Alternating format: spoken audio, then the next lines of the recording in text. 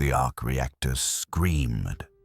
Not the steady hum Tony Stark had grown accustomed to over the years, but an actual shriek of collapsing quantum fields as exotic matter tore itself apart at the subatomic level. One moment he was in his Malibu workshop, running what should have been a routine stress test on the new Mark 85's power distribution matrix. The next, reality fractured like glass around him, space-time itself buckling under forces that shouldn't exist, couldn't exist, and the workshop, the ocean view, the entire universe he knew twisted into a kaleidoscope of impossible colors before exploding into white-hot oblivion. When sensation returned, Tony was tumbling through the void. Stars wheeled around him in unfamiliar constellations. His HUD flickered.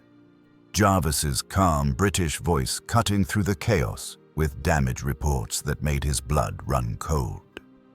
"Sir, spatial coordinates unknown. Gravitational constants deviation 0.003%. Electromagnetic spectrum readings inconsistent with known physics. Arc reactor output declining at 2% per hour. Conclusion: we are no longer in our universe." "Yeah, thanks, Jarvis. I figured that out when reality decided to chew me up and spit me out," Tony muttered, stabilizing his tumble with microbursts from his boot repulsors. The Mark 85 nanites rippled across his body, sealing micro-fractures in the armor plating. Whatever that dimensional transit had been, it had hit him like a freight train wrapped in a nuclear explosion. But he was alive. The suit was mostly functional, and that meant he could work the problem. That's what he did. He solved problems. Then his sensors picked up the ships. 2 fleets, massive vessels that dwarfed anything Tony had seen outside of maybe a Chitauri command carrier, faced each other across a stretch of empty space that suddenly felt way too crowded. On one side, a graceful behemoth with a saucer section and twin nacelles that glowed with barely contained energy. Federation starship, his HUD tagged it, cross-referencing against nothing. No database match. On the other side, a predatory warbird painted in aggressive greens, its wings spread like a raptor about to strike. Romulan vessel, Jarvis provided, pulling the classification from gods knew where. "Jarvis, how do you have data on ships that shouldn't exist?" "Scanning their computer systems, sir. Primitive encryption by our standards. I've accessed their databases. This is the 24th century, year 2368 by their calendar. The United Federation of Planets and the Romulan Star Empire are engaged in a border dispute in the neutral zone. Current threat level, critical. Both vessels are armed and preparing to fire." Tony's jaw clenched. "Of course they are. Because why would I catch a break?" The decision tree was simple and terrifying. He was drifting in open space between 2 alien civilizations about to blow each other to hell. His power was draining, and he had no idea how to get home. The smart play: stay quiet, stay hidden, drift away, and figure out his next move. The Tony Stark play: well, that had never been his strong suit. "Sir, both vessels are detecting our presence. Their sensors are crude but functional. They're hailing us. Multiple languages, none of which translate to anything coherent. The lead ship, the Federation one, was hailing him on every frequency. The other, the Romulan warbird, was doing the same but with an edge of aggression that Tony's tactical subroutines flagged as pre-combat positioning. They were maneuvering, getting angles, and he was caught right in the middle. "Jarvis, open a channel, all frequencies." "Sir, I must advise." Yeah, bad idea, I know. do it anyway." The channel opened with a wash of static. Tony cleared his throat, trying for his best diplomatic voice, which admittedly wasn't very diplomatic. "Attention, unidentified vessels. This is Tony Stark. I'm not with either of you. I'm not a weapon, and I really don't want any trouble. I just had a very bad day involving quantum tunneling and spatial anomalies. So if you could just point me toward the nearest planet with a decent workshop, I'll be out of your hair." Silence. Then both ships lit up. Disruptor fire from the Romulan warbird came first, emerald beams that cut through space with predatory precision. The Federation ship followed a heartbeat later, orange phaser banks tracking his position with cold efficiency. Tony's HUD-I exploded with target locks, threat warnings, and Jarvis's increasingly urgent advisories. "Evasive maneuvers," Tony roared, and the Mark 85 responded like an extension of his own body. He dove, twisted, repulsors flaring to maximum as disruptor bolts and phaser beams carved through the space where he'd been milliseconds before. The energy signatures were different from anything he'd faced, exotic particles that made his radiation sensors scream. But the intent was universal. They were trying to kill him. "Jarvis, I thought you said these people were civilized." "Unknown combatant in neutral territory during a military standoff, sir. By their protocols, you are a potential threat." Fantastic. Just fantastic. A disruptor bolt clipped his left shoulder, and Tony felt the impact rattle through the suit's inertial dampeners. Nanites swarmed to repair the damage, but his HUD-I showed the hit had cost him 0.3% of his total power reserve. At this rate, he'd be dead in the water in minutes. The Romulan ship was coming about for another pass, its weapons arrays glowing with lethal intent, while the Federation vessel held position, phasers tracking his every move. Tony's mind raced. 2 hostile fleets, both with weapons that could punch through his shields, and he was burning power he couldn't afford to lose. The old Tony, the weapons manufacturer, would have lit them both up with everything he had. But he'd left that Tony behind in an Afghan cave years ago. These weren't terrorists or alien invaders. They were scared, reacting to an unknown threat in their space. But scared people with big guns were still dangerous. "Jarvis, calculate trajectory. Get me close to the big one, the Federation ship. If I'm going to have this conversation, I'm doing it face to face. Sir, their shields are active. Impact at current velocity would..." "I'm not going to hit them. I'm going to knock." Tony dove toward the massive starship. The Enterprise, his sensors now identified, as disruptor fire chased him across the void. The ship was beautiful in a retro-futuristic way, all smooth curves and glowing nacelles. And it was absolutely bristling with weapons. Phaser arrays tracked him as he closed the distance, and he could practically feel the targeting computers locking on.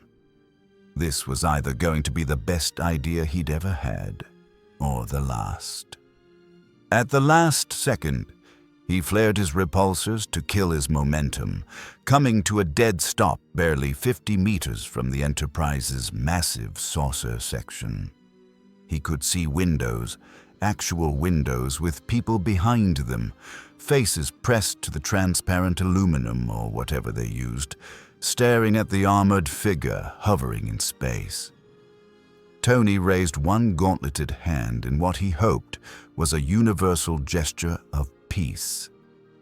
Inside the Enterprise, on the bridge that Tony's sensors were now scanning with increasing interest, he imagined someone was having a very bad day, probably a captain. Probably someone who really didn't like surprises. Jarvis, are they still going to shoot me? Probability, 63% and falling, sir. The Romulan vessel is holding fire, likely confused by your approach. The Enterprise has not stood down, but they have ceased active targeting. Progress. I'll take it. Tony's HUD pinged with an incoming transmission, audio only, and a voice emerged with the kind of measured authority that reminded him uncomfortably of Steve Rogers at his most Captain America. Unknown vessel, you are in violation of Federation space during a critical diplomatic incident. Power down your propulsion systems and prepare to be tractored aboard for questioning. Any hostile action will be met with appropriate force. Tony couldn't help it. He laughed. Tractored aboard? Is that what you call it in the 24th century? Look, Captain, whoever you are, I'm Tony Stark. I'm from Earth, and I'm really not trying to start an intergalactic incident. I just want to not die in the vacuum of space. Can we maybe talk about this without the weapons? Another pause. Then, you claim to be from Earth. Our sensors indicate your technology is inconsistent with any known civilization. Explain. Tony glanced at his power readout. 47 hours, 18 minutes. The clock was ticking. Yeah, about that. I'm from Earth, just not your Earth. Different universe, same blue marble. Long story involving quantum mechanics and my tendency to poke things I shouldn't. Point is, I need help, and you look like the helpful type. So what do you say? Can I come aboard, or do I have to keep dodging disruptor fire? The silence stretched long enough that Tony started running combat scenarios in his head. Then the voice returned, cooler now, measured. Lower your shields and deactivate your weapon systems. You will be brought aboard under guard. Any attempt at deception or violence will result in immediate containment. Am I understood? Tony looked at the massive starship, at the Romulan warbird still lurking at the edge of sensor range, at the unfamiliar stars that marked a universe not his own. His arc reactor pulsed against his chest, counting down the hours he had left. He'd fought aliens, gods, and his own demons. He'd built suits of armor in caves and faced down titans. But this was something new. Yeah, Tony said quietly. Understood. Stark out. The Mark 85's repulsors dimmed. Their weapons systems went into standby, and as a tractor beam locked onto him with a sensation like invisible hands gripping his armor, Tony Stark let himself be pulled aboard a starship from a universe where the future looked nothing like the one he'd left behind. If you want to see more characters from other universes collide with the Star Trek galaxy, hit that subscribe button and drop the name of a character or universe you'd want to see next. Live long and prosper. The adventure and the real problems were just beginning. The transporter beam released Tony in a cascade of shimmering light, and his boots hit solid deck plating with a metallic clang that echoed through what appeared to be a cargo bay. Instantly, his HUD lit up with threat assessments. 12 armed personnel in gold and red uniforms, Type 2 phaser rifles aimed directly at his chest, faces tense behind the weapons. Beyond them, reinforced bulkheads, force field emitters humming at standby, and enough firepower to make even his paranoid side nod in approval. Jarvis, analysis? Directed energy weapons, sir. Particle-based, approximately 16 megajoules per discharge. Lethal to unshielded targets. Your armor can withstand approximately 47 direct hits before shield collapse. Good to know I'm not completely outgunned. Tony raised his hands slowly, palms out. Easy there. Red shirts, I come in peace and all that jazz.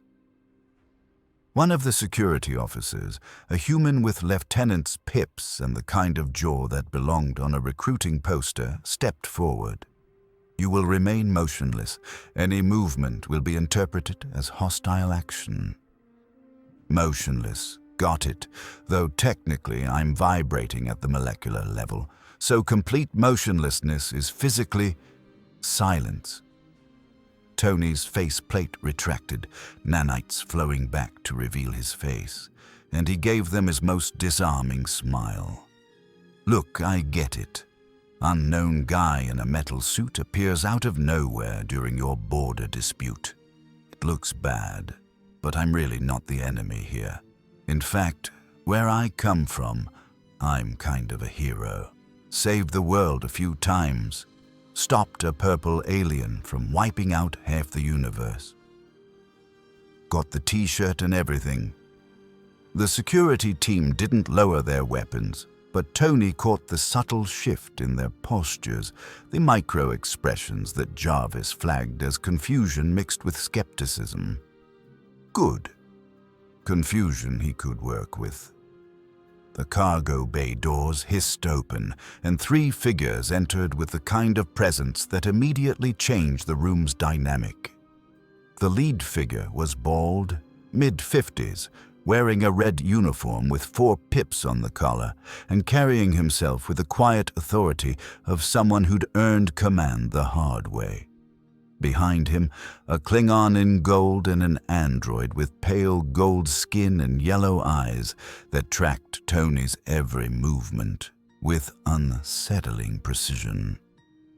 I am Captain Jean-Luc Picard of the Federation Starship Enterprise, the bald man said, his accent British and proper in a way that reminded Tony of Jarvis. You have entered Federation space during an extremely delicate situation. The Romulan Empire believes you to be a Federation weapon. We detected your arrival via a subspace rupture that registered on sensors across 3 sectors. You will explain yourself immediately. Tony met Picard's gaze, and something in those eyes told him this wasn't a man who tolerated bullshit. Fair enough. Tony Stark, CEO of Stark Industries, Avenger, occasional genius. I was running an experiment on an arc reactor quantum coupling in my workshop in Malibu, California. Something went wrong. Spatial coordinates got screwy, and I punched through into your universe. I've got maybe 46 hours before my power runs out completely, and I'd really like to not die in a universe that isn't mine. That's the short version. Picard studied him with the intensity of a man used to reading people across negotiation tables and view screens. You claim to be from an alternate reality, a convenient story for an intruder. Convenient? Captain, if I was a spy or a weapon, I'd have come up with something way more believable than a science experiment gone wrong. Tony gestured to his armor. Jarvis, display holographic readout. Show them the dimensional variance data. The air shimmered as Jarvis projected a 3-dimensional model of the quantum breach, streams of data flowing in languages and symbols that made the android's head cock with what might have been fascination. Impressive, the android said, his voice perfectly modulated but somehow missing the warmth of human speech.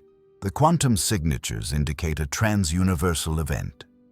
The mathematics are consistent with theoretical models proposed by Dr. Paul Mannheim, though your technology appears to have achieved what Federation science considers impossible. And you are? Tony asked. Lieutenant Commander Data. I am an android. Tony grinned. No kidding. Positronic brain? Quantum neural network? Man, the engineering on you must be incredible.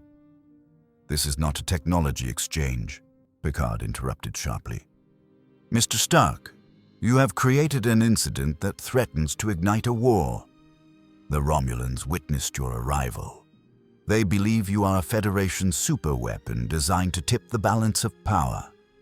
Even now, they're demanding we turn you over or face immediate military action. The Klingon, who'd been silent until now, growled deep in his throat. The Romulans are cowards who see threats in shadows. They will use any excuse to test our defenses. Lieutenant Worf's assessment, while blunt, is accurate, Picard said. However, we cannot simply dismiss their concerns. You possess technology that far exceeds anything in this quadrant. Your armor alone represents a military advantage that could destabilize the balance between the Federation, the Klingon Empire, and the Romulan Star Empire. Tony's smile faded. Let me be clear, Captain. I'm not a weapon. I built this suit to protect people, not to start wars. Where I come from, I've seen what happens when technology falls into the wrong hands. I've made mistakes, plenty of them, but I learned. I don't share my tech, and I sure as hell don't let governments or military organizations control it. A noble sentiment, Picard replied. But you are in our space, surrounded by powers that would very much like to possess what you have. Your intentions are irrelevant if the mere presence of your technology starts a conflict. So, what are you suggesting? You want me to power down, let you dissect my suit? That's not happening. The cargo bay's atmosphere shifted, tension ratcheting up several notches. Security officers adjusted their grips on their weapons. Worf's hand drifted toward his phaser. Data simply watched, processing, calculating. Picard held up a hand. I am suggesting we find a solution that does not end in bloodshed. But you must understand, Mr. Stark, I have a ship full of crew members, a treaty that hangs by a thread, and a Romulan commander who is currently demanding proof that you are not a threat. If I cannot provide that proof, we will have a battle on our hands that could cost thousands of lives. Tony's HUD pinged with a priority alert. Jarvis, what is it? Sir, I've been monitoring their communications. The Romulan vessel has just armed torpedoes and raised shields. Additional signatures appearing on sensors. 2 more Romulan warbirds decloaking at the edge of the neutral zone. Enterprise is now outnumbered 3-1. Tony's gut twisted. Captain, I think your Romulan problem just got worse. Picard's face remained impassive, but his jaw tightened fractionally. He tapped the comm badge on his chest. Bridge, report. A woman's voice crackled through. Captain, 3 Romulan vessels have taken up attack positions. They're hailing us. Commander Tomalak is demanding we surrender the unknown vessel or be fired upon. He's given us 5 minutes to comply. The cargo bay fell into charged silence. Tony watched Picard, saw the calculations running behind those eyes, the weight of command in every line of his face. This was a man who'd made impossible choices before, who'd carry the burden of whatever decision came next. Captain, Tony said quietly, I didn't come here to start a war, but I'm not going to let you hand me over to them either. So here's what I'm thinking. You've got a ship that's outgunned. I've got a suit that's literally centuries ahead of anything they've seen. Maybe we can use that. Use it how? Worf demanded. Tony's faceplate snapped back into place, the HUD flooding his vision with tactical data. I'm going to even the odds. Jarvis, show them what we can do. The repulsors in his gauntlets glowed to life, energy coalescing in spirals of blue-white light. The security team tensed, weapons rising, but Tony just smiled behind his helmet. "Relax, I'm on your side. At least I am if you'll have me. Because those Romulans out there, they just made this personal. Nobody puts Tony Stark in a corner and gets away with it." Picard's voice cut through the tension like a blade. "Stand down, Mr. Stark. We will not resolve this through displays of force." Tony's repulsors dimmed but didn't deactivate. "Captain, with all due respect, I've been in enough fights to know when talking time is over. 3 warbirds against 1 ship. Those aren't negotiating odds. That's an execution. The Federation does not respond to threats with immediate violence," Picard replied, his tone measured but firm. "We seek diplomatic solutions first." "Yeah? Well, where I come from, we tried diplomacy with a guy named Thanos. Didn't work out so great. Sometimes you need to speak a language the other guy understands." Worf's growl rumbled through the cargo bay. "The human has a warrior's instinct. The Romulans respect strength, not words." "Lieutenant, that is enough," Picard snapped. He turned back to Tony, and for a moment the two men simply stared at each other, separated by universes and philosophies, but united by the same problem. "Mr. Stark, I understand your inclination toward action, but you must understand something fundamental about the Federation. We are not warriors first. We are explorers, scientists, diplomats. Violence is our last resort, not our opening gambit." Tony's faceplate retracted again, letting Picard see his eyes. "I get it, Captain. Really, I do. I spent years building weapons before I realized what they were being used for. Changed my whole life. But here's the thing about being a pacifist in a universe full of people who aren't. You still need to be ready when the shooting starts." Data tilted his head, his yellow eyes processing. "Captain, if I may. Mr. Stark's technology represents an unknown variable in the tactical situation. The Romulans cannot predict his capabilities. That uncertainty may provide leverage in negotiations." Picard considered this, then tapped his comm badge. "Bridge, this is the captain. I'm bringing our guest to the observation lounge. Inform Commander Tomalak that I will respond to his demands in person. Buy us time." "Aye, sir," came the response. "Lieutenant Worf, Data, you're with me. Mr. Stark, you will accompany us.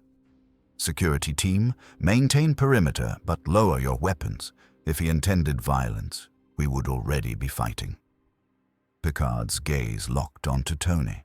"However, if you attempt any hostile action aboard my ship, I will not hesitate to use whatever force is necessary to stop you. Are we clear?" Tony nodded slowly. Crystal. The observation lounge was all understated elegance, curved walls lined with displays and a massive window that showed the star field beyond. And there, like birds of prey circling swounded game, 3 Romulan warbirds held position, weapons charged and shields glowing with barely contained aggression. Tony's HUD tagged each one with threat assessments that made his jaw clench. Picard moved to the head of the conference table, and a face appeared on the view screen, angular and sharp-featured, with a kind of cold calculation in his eyes that Tony recognized from countless boardrooms and battlefields. This was a predator wearing a uniform. "Captain Picard," the Romulan commander said, his voice smooth as poisoned honey. "I am Commander Tomalak. Your 5 minutes have elapsed. Will you surrender the weapon, or must we take it by force?" "Commander, the individual you refer to is not a weapon. He is a sentient being who arrived in our space through no action of the Federation. He poses no threat to the Romulan Empire." Tomalak's smile was all teeth and no warmth. You expect me to believe that an armored warrior materializes from nowhere during our border dispute, and it is mere coincidence? Please, Captain, your transparent deceptions insult us both. We have analyzed the energy signatures. That technology could revolutionize warfare. I will have it one way or another. Tony stepped into the view screen's field of view before Picard could stop him. Hi, Commander Tomalak. Right? Tony Stark. Yeah, the guy in the suit. Let me save us all some time. I'm not a weapon. I'm not for sale. And I'm definitely not going anywhere with you. So how about you power down those disruptors before someone gets hurt? The observation lounge went dead silent. Worf's hand dropped to his phaser. Data's expression remained neutral, but his posture shifted fractionally, ready to move. Picard's face could have been carved from stone. Tomalak's eyes narrowed to slits. Bold words for a man trapped on a ship surrounded by mine. Perhaps you do not understand your situation, Mr. Stark. If Captain Picard refuses to hand you over, we will simply destroy his vessel and retrieve your technology from the debris. Tony laughed, and there was an edge to it that made even Picard glance his way. You know what's funny, Commander? I've had this exact conversation before. Guy named Obadiah Stane wanted my tech. Couldn't have it. Some terrorists in Afghanistan wanted it. Definitely couldn't have it. A robot named Ultron tried to take it. Didn't end well for him. You sensing a pattern here? You compare the Romulan Star Empire to terrorists. Tomalak's voice dropped to a dangerous purr. Perhaps I should demonstrate the folly of such arrogance. Captain Picard, you have 30 seconds to transport Mr. Stark to my ship, or I will open fire. Picard stood. Commander, firing on a Federation starship is an act of war, the Neutral Zone Treaty. Will mean nothing when we possess technology that makes your fleet obsolete. 20 seconds, Captain. Tony's HUD was tracking everything. Weapon charge rates, shield frequencies, tactical positions. Jarvis was running combat simulations faster than thought, and none of them looked good. The Enterprise could maybe take one warbird in a straight fight. 3. That was a suicide run. Captain, Tony said quietly, I can handle this. Absolutely not, Picard replied, his voice hard as geranium. I will not allow you to sacrifice yourself. Who said anything about sacrifice? I'm going to do what I do best. Tony's faceplate snapped into place, the armor humming with power. I'm going to improvise. Jarvis, target the lead warbird's shield emitters. Repulsor configuration, maximum range. Sir, you are inside a starship. Discharging weapons will... Yeah, bad idea. Story of my life. Do it. Tony's gauntlets snapped up, and before anyone could stop him, he fired. Twin beams of concentrated energy punched through the observation lounge window, the transparent aluminum spider webbing but holding as emergency force fields slammed into place. The repulsor blasts crossed the distance in a heartbeat and hammered into Tomalak's warbird, shields flaring brilliant green as they absorbed the impact. The bridge erupted into chaos. Alarms shrieked. Tomalak's image vanished as his ship rocked from the impact, and Tony stood there, repulsors still glowing, feeling the familiar rush of adrenaline that came with taking action. Mr. Stark, what have you done? Picard's voice was cold fury. Tony turned to face him. I just showed them I'm not some prize to be fought over. That shot wouldn't have brought down their shields, but it got their attention. Now they know I can fight back. Changes the equation, doesn't it? You have started a battle that could cost hundreds of lives. No, Captain. I just made sure that when the battle starts, we've got a chance. Because trust me, those guys were going to attack anyway. At least now they're thinking twice. The view screen flickered back to life. Tomalak's face twisted with rage. An act of war, Captain Picard. You will pay for this treachery. All three warbirds opened fire simultaneously. The Enterprise shuddered as disruptor fire hammered into her shields, the deck plates groaning under the onslaught. Emergency lighting flared red, and the observation lounge's windows blazed with emerald death as three Romulan warbirds unleashed everything they had. Tony's internal stabilizers compensated for the violent lurching, but he saw Picard grip the table's edge, his knuckles white with controlled fury.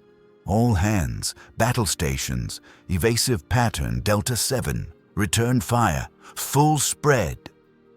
Picard's voice cut through the chaos with parade ground precision. He whirled on Tony, and his eyes could have melted hull plating. You have endangered my entire crew with your recklessness. Captain, they were going to shoot anyway. Tony shot back, his HUD tracking the battle's progression in real time. Jarvis was feeding him tactical data faster than the Enterprise's computers could process. At least now they're worried about what else I can do. Bridge to Captain. A woman's voice crackled through the comm. Shields at 82% and falling. We cannot withstand a sustained assault from three warbirds. Worf's growl was almost a roar. Captain, request permission to take tactical control. We must disable at least one vessel to even the odds. Granted. Data, coordinate with engineering. I want maximum power to shields and weapons. Picard's gaze never left Tony. As for you, Mr. Stark, you will remain here under guard, or so help me. I will have you beamed into space. Tony's faceplate retracted, and his expression was dead serious. Captain, you've got maybe 3 minutes before those warbirds cut through your shields. I can see their attack pattern, their firing sequences. My AI is already 10 steps ahead of your tactical computer. You want to be mad at me? Fine. Be mad after we survive this. Let me help. The ship bucked again, harder this time, and sparks erupted from a wall panel. Data moved with inhuman speed to shut down the overloading systems, his fingers dancing across the controls. Captain, forward shields at 68%, starboard shields at 71%. The Romulans are concentrating fire on our ventral sections. They're trying to cripple our impulse engines. Worf snarled. A classic Romulan tactic, immobilize, then board. Tony's mind raced, building battlefield geometry from pure data. He'd fought in New York against the Chitauri, in Sokovia against Ultron, on Titan against Thanos himself. This was just another fight. Different weapons, same principles. Exploit weaknesses, create opportunities, win. Jarvis, show me their shield rotation frequency. Displaying now, sir. Romulan shields operate on a rotating modulation to prevent transporter penetration. However, there is a 0.03-second gap during each rotation cycle. That's all I need. Captain, I can punch through their shields if you can get me outside. One targeted strike on their weapons array, and you're fighting 2 ships instead of 3. Picard's jaw tightened. You would have to survive the vacuum of space, navigate through a battle zone, and execute a precision strike on a moving target while under fire from multiple vessels. The odds of success are better than sitting here waiting to die. Tony interrupted. Look, I get it. You don't trust me. I'm the guy who just crashed your diplomatic incident and turned it into a shooting war.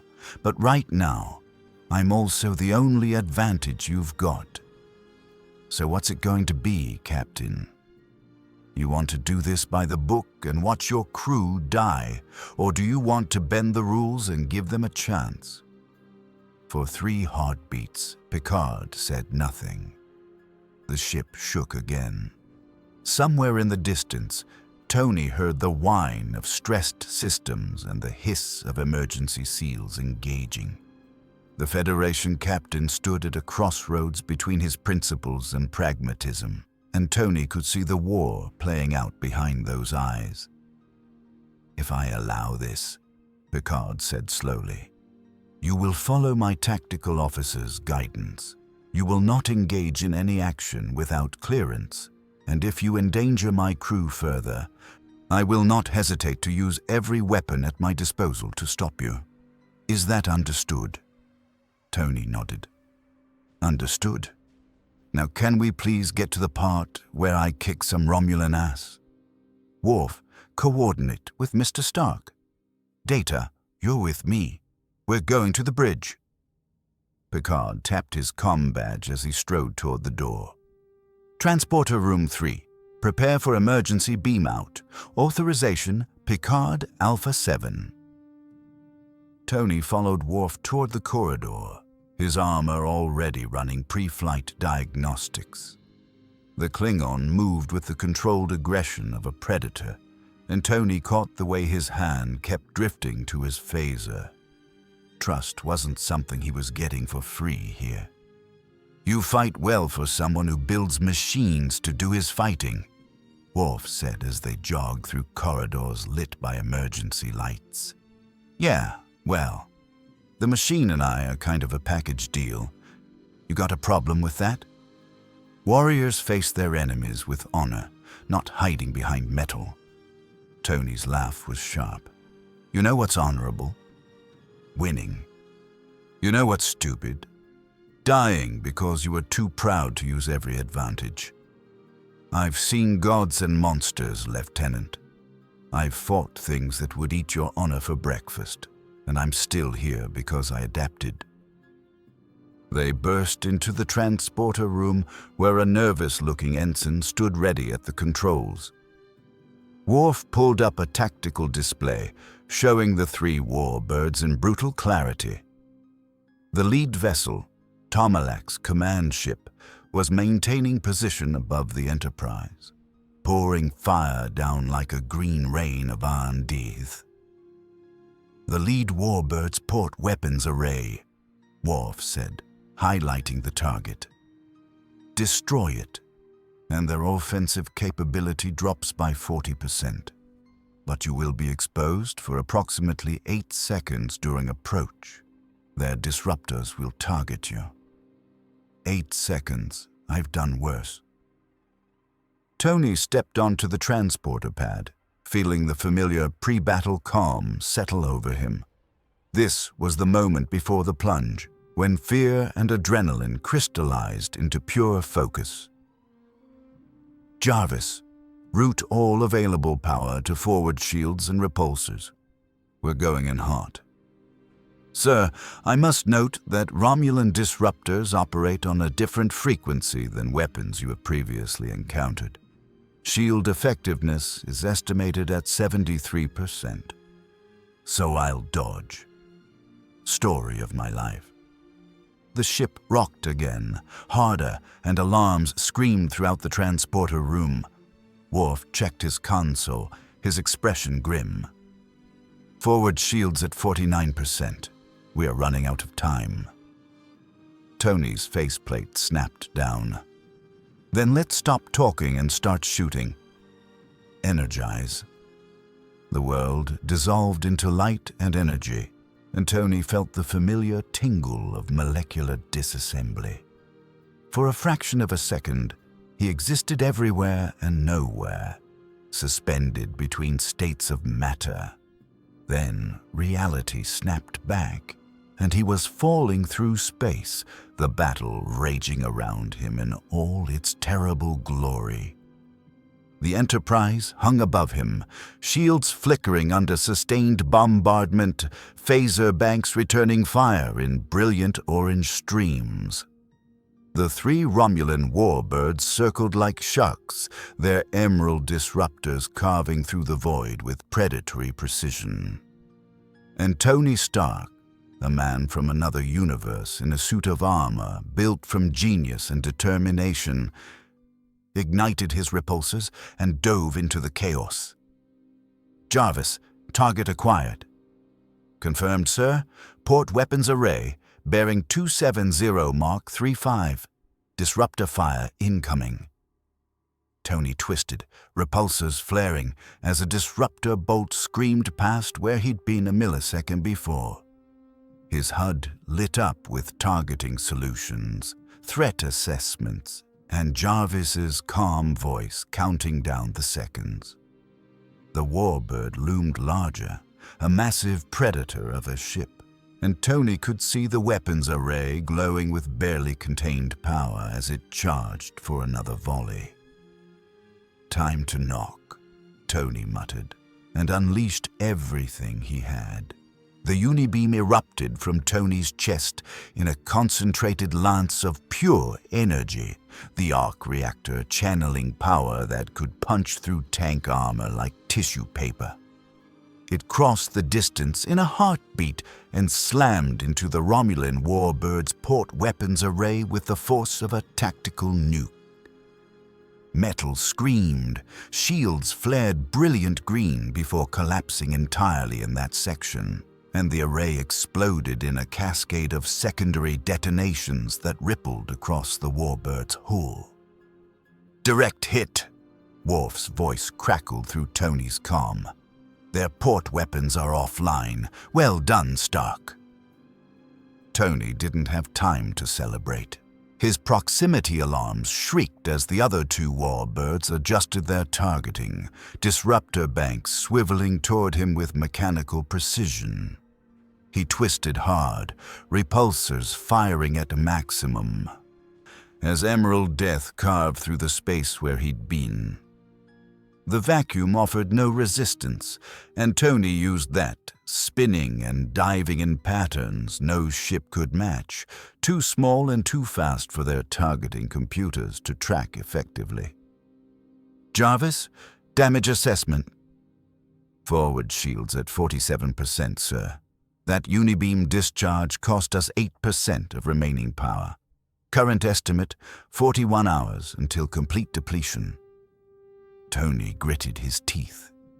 Every shot, every maneuver, every second he stayed in this universe was burning through power he couldn't replace. But right now, staying alive took priority over long-term planning. A disruptor bolt grazed his left leg, and he felt the impact through the suit's dampeners, warning lights flashing across his hood. The Enterprise was holding its own, barely. Phaser fire lancing out in coordinated volleys that kept the warbirds defensive. But Tomalak's command ship was coming about, bringing its full weapons complement to bear, and Tony could see the tactical situation deteriorating in real time. One ship against three was a losing proposition, enhanced armor or not. "Stark, return to the ship immediately." Picard's voice cut through the comm, tight with command authority. "We're preparing to retreat." "Negative, Captain. You retreat now and they'll chase you down. I'm not done yet." Tony's mind raced, calculating angles and possibilities. The damaged warbird was listing, emergency systems trying to compensate for the destroyed array, but it was still combat capable. The other two were fresh, shields at full, and really, really angry. Time for a classic Stark improvisation. "Jarvis, those warbirds are powered by an artificial quantum singularity, right? That's what their database said." "Correct, sir. A highly compressed black hole contained by magnetic fields, extremely volatile if containment is compromised. And their shields are designed to keep things out, not keep things in. If I could overload their containment field from the inside, sir, you cannot penetrate their shields. And even if you could, the resulting explosion would likely destroy you as well. Tony's smile was sharp behind his faceplate. Who said anything about penetrating shields? I'm going to make them drop their shields for me. Target the second warbird, the one hanging back. Calculate a flight path that puts me between it and the Enterprise. Sir, that would place you in a crossfire situation. Yeah, I know. Do it anyway. Tony dove toward the second warbird, repulsors screaming, and the ship's weapons tracked him instantly. Disruptor fire filled the void, a lethal web of emerald energy that Tony threaded through with centimeters to spare. His heart hammered against his ribs, adrenaline singing through his veins, and for a moment he was back over New York, carrying a nuke through a portal, riding the edge between heroism and suicide. The warbird's commander took the bait. Tony saw the shields reconfigure, focusing forward to intercept him, pulling power from the rear sections. Classic mistake, one he'd exploited 100 times against overconfident opponents. He juked left at the last second, repulsors flaring, and looped around the warbird's stern where the shields were weakest. Now Jarvis, full power to forward repulsors. Concentrated beam! Twin streams of energy punched into the warbird's aft section, right where Jarvis had calculated the shield generators were located. The shields held for 3 seconds, then collapsed with a flash of failing energy fields. Tony didn't hesitate. He killed his repulsors, used his suit's thrusters to brake hard, and landed on the warbird's hull with a magnetic clamp that would have made any astronaut proud. "What are you doing?" Picard's voice was sharp with alarm. "Something stupid," Tony replied, and his gauntlets began cutting through the hull plating with precision lasers. Sparks flew in the vacuum, and his suit's sensors screamed warnings about hull integrity and enemy countermeasures, but he kept cutting. The Romulans inside would be scrambling, trying to figure out what was happening, why their shields had failed, why someone was literally carving into their ship. The hull plate gave way, and Tony dropped into chaos. Romulan crew members in military uniforms stared at him with expressions of shock and terror, reaching for disruptor pistols. Tony's repulsors fired in controlled bursts, not to kill, but to disable, sending Romulans flying into bulkheads with bone-jarring impacts. He moved through the corridor like a force of nature, Jarvis highlighting the road to engineering in his HUD. "Intruder alert, Deck 7, Section 12. A Romulan officer was shouting into a communicator, but Tony was already past him, following the conduits and power signatures that led to the ship's heart. He burst into engineering, and the artificial quantum singularity dominated the space. A swirling vortex of compressed reality contained in a magnetic bottle that hummed with barely controlled power. Romulan engineers scattered, and Tony locked onto the containment field controls. "Jarvis, can we access their systems?" "Already working, sir. Their computer architecture is surprisingly similar to 1990s Earth computing. Encryption is laughable by our standards. I have full access." "Beautiful. Initiate a controlled overload. I want this singularity to hiccup, not explode. Scare them, don't kill them. Adjusting magnetic containment field harmonics now." The singularity pulsed, and the entire ship groaned as reality bent around the destabilizing power core. Alarms shrieked throughout the vessel, and Tony could hear panicked voices over the ship's internal communications. He gave it 5 seconds. watching the containment field oscillate dangerously, then had Jarvis stabilize it at the last possible moment. "Attention Romulan crew," Tony broadcasted over their comm system. "This is Tony Stark. I just demonstrated that I can make your ship's power core go boom anytime I want. So here's the deal. You stop shooting at the Enterprise, you withdraw from the neutral zone, and I won't turn your fancy warbird into the universe's most expensive firework. You've got 30 seconds to decide." Silence. Then Tomalak's voice, cold and venomous. "You dare threaten the Romulan Star Empire?" "I dare threaten your ship specifically." "Big difference. 20 seconds. The ship's systems began powering down, weapons going offline, shields dropping to minimal. Through the hull, Tony could sense the other warbirds backing off, their commanders clearly receiving orders to stand down. Nobody wanted to risk their colleague's ship exploding, especially not with a madman in a metal suit who'd just proven he could make it happen. "You have made a powerful enemy today, Stark," Tomalak said. "Yeah, well, get in line. I've got a waiting list. Now get out of here before I change my mind about the whole not blowing you up thing." Tony launched himself back through the corridor, repulsors firing, and burst through the hull breach into open space. The Enterprise was pulling back, and the 3 Romulan warbirds were retreating, Tomalak's command ship moving to cover the damaged vessel as they withdrew toward Romulan space. Stark to Enterprise. "Threat neutralized. Permission to come aboard?" Picard's voice carried a mix of relief and exasperation. "Permission granted. Transporter room 3. Lock on and energize." The transporter beam released Tony back onto the Enterprise, and he barely had time to register the familiar hum of the pad before Picard was in his face, controlled fury radiating from every line of his posture. Behind him, Worf stood with his hand on his phaser, and Data observed with that unsettling android stillness that somehow felt more judgmental than any human expression.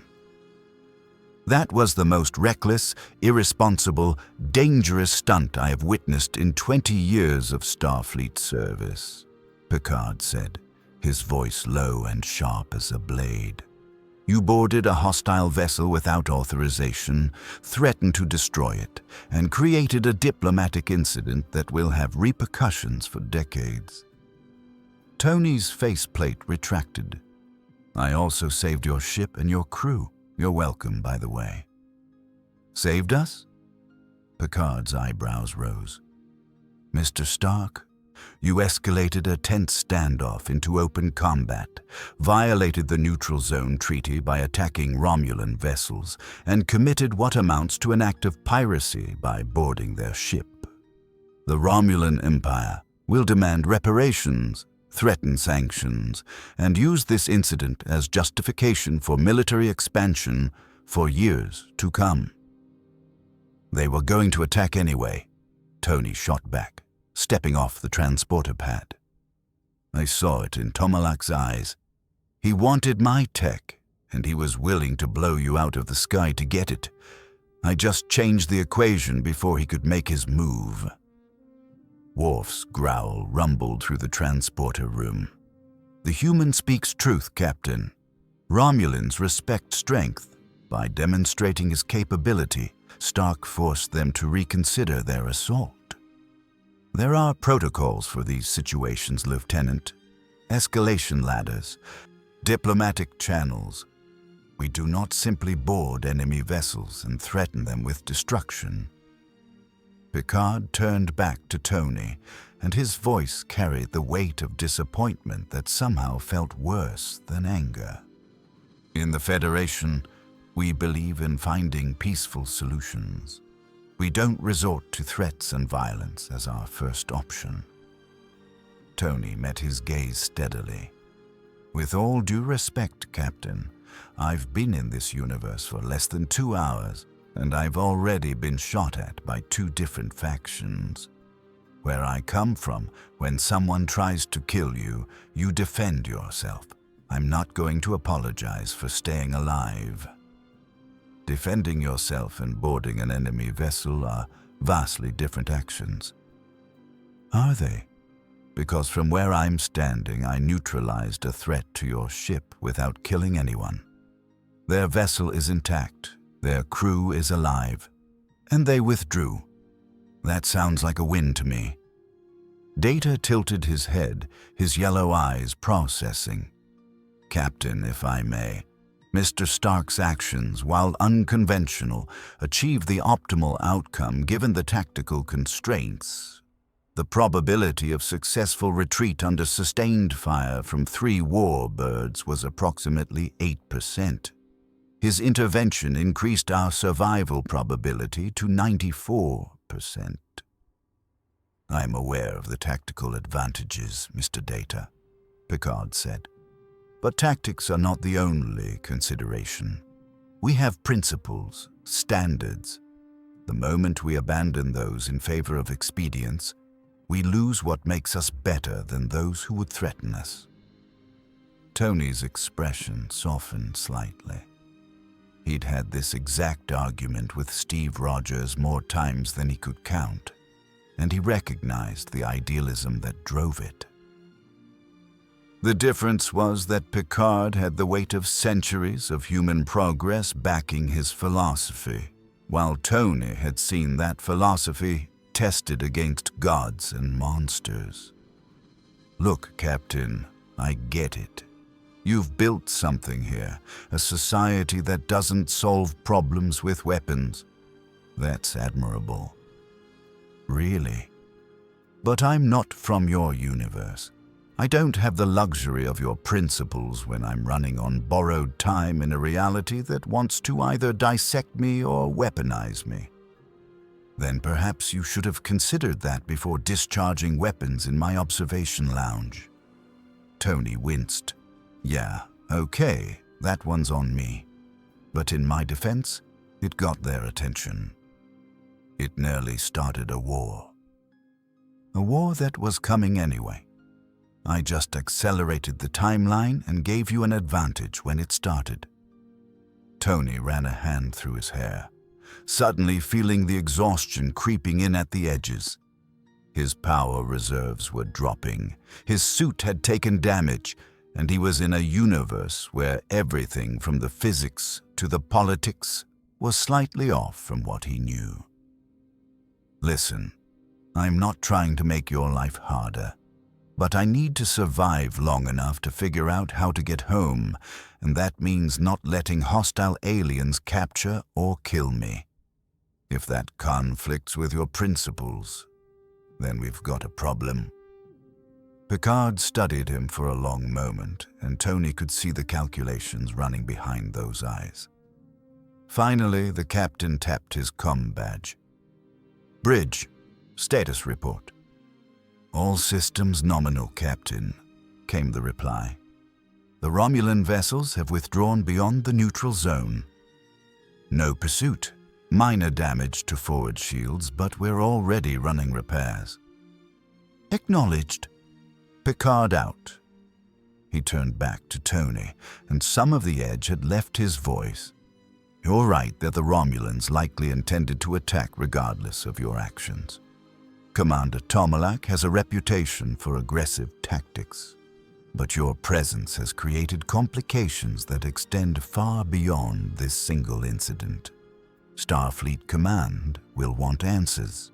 The Romulan Empire will demand explanations, and I have a crew that just survived a battle they shouldn't have been in. So what happens now? Tony asked. Now, you will accompany me to my ready room, where we will have a very long conversation about your technology, your intentions, and what we're going to do about the fact that you exist.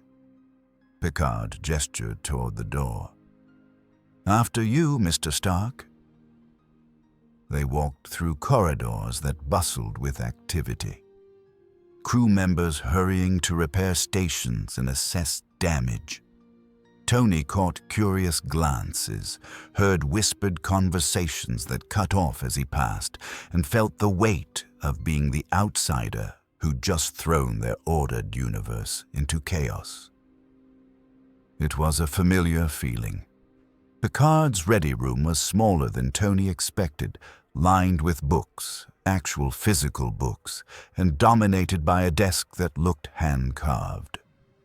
The captain moved behind it with practiced ease and gestured to a chair. "Please sit." Tony remained standing, his armor still active, still ready. Old habits. "I'm good. As you wish." Picard pulled up a display on his desk console, and Tony saw schematics of his armor, energy readings, tactical analysis. They'd been scanning him since the moment he'd arrived. Smart. "Your technology is extraordinary. The energy output from your chest device alone exceeds the power generation of some small starships. Your propulsion system defies several laws of physics as we understand them, and your artificial intelligence appears to be sapient, which raises fascinating questions about synthetic consciousness." "Jarvis isn't sapient," Tony corrected. "He's sophisticated, but he's still a program following algorithms, not a truly conscious being. Though I'd love to talk shop with your Mr. Data sometime, the engineering on him is incredible." "Perhaps. But first, we need to address the immediate problem. Your arc reactor is depleting. You estimate 40 hours remaining." 39 hours, 52 minutes, Jarvis supplied helpfully.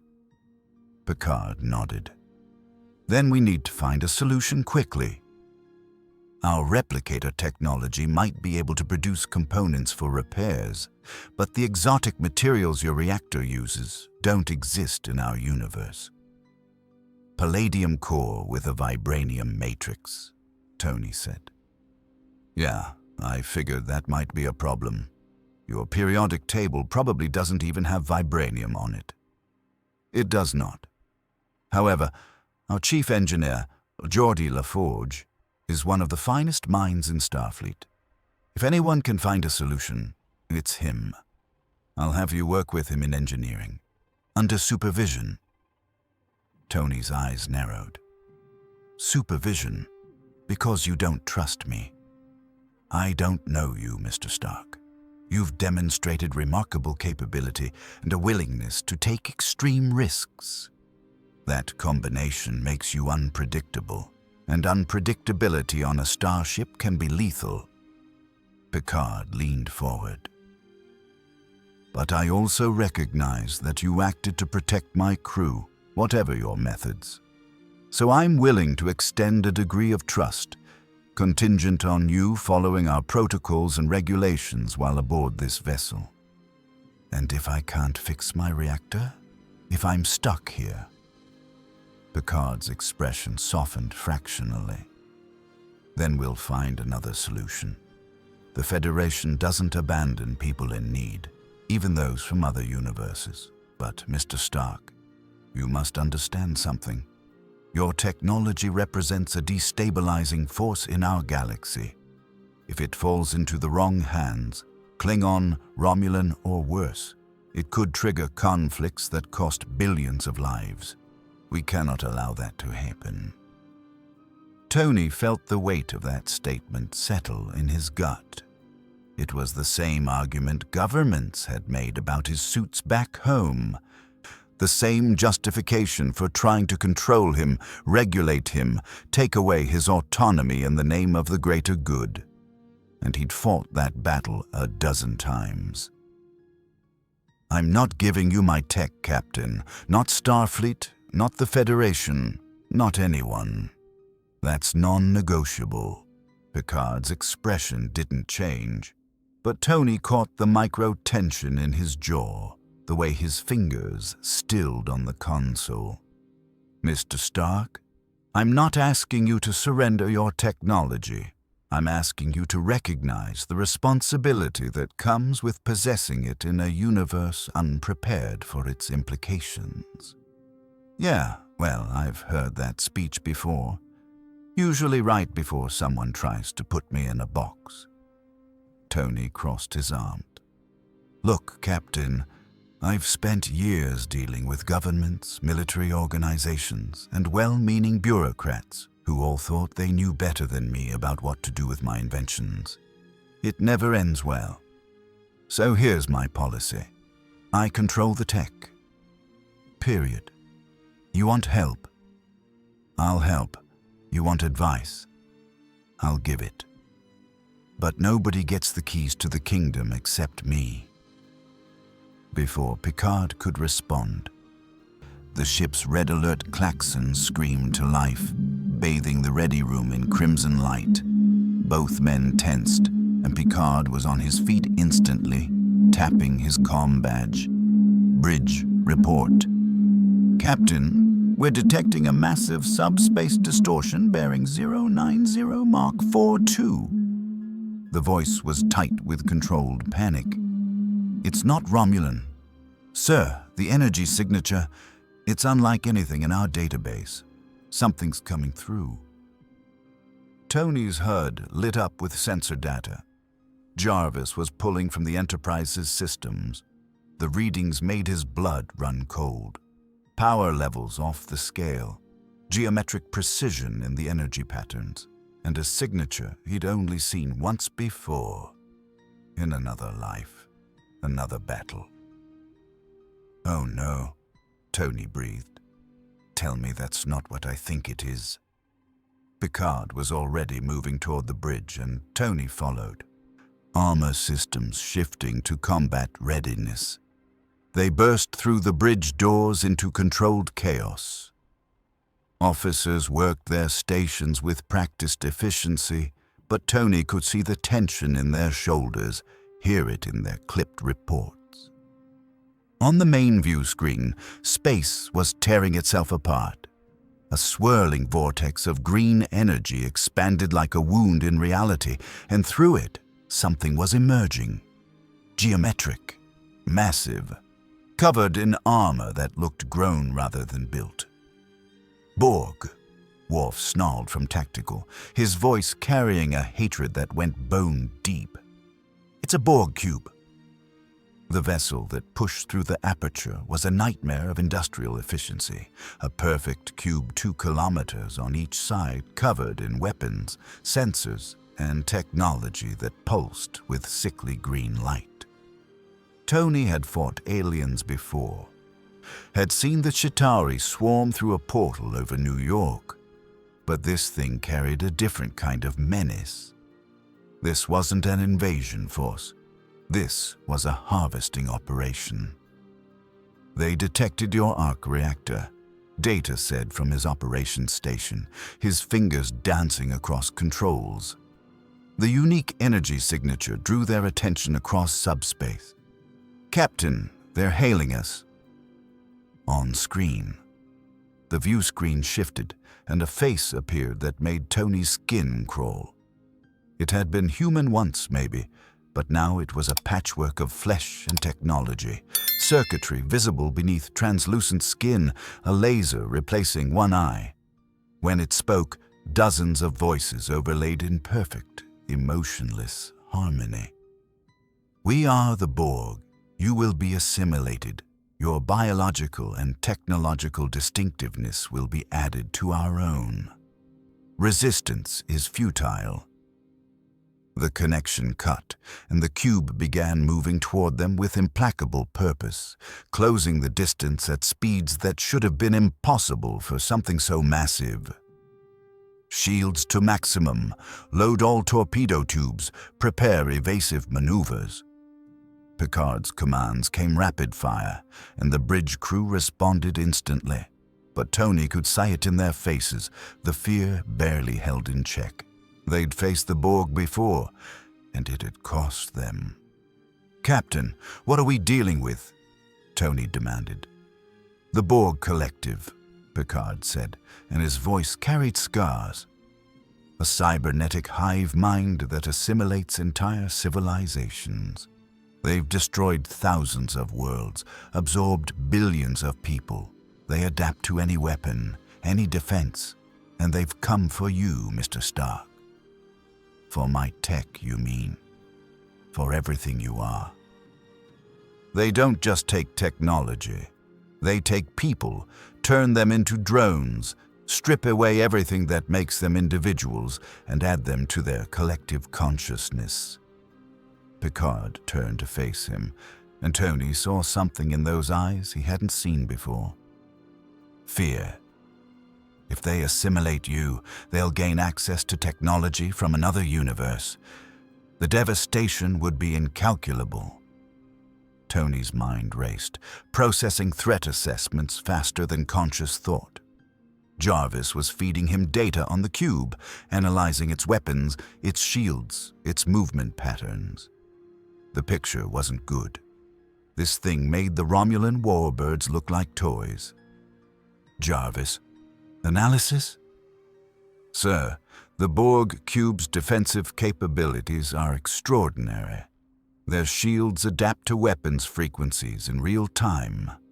Standard Federation phasers and photon torpedoes will be ineffective after initial contact.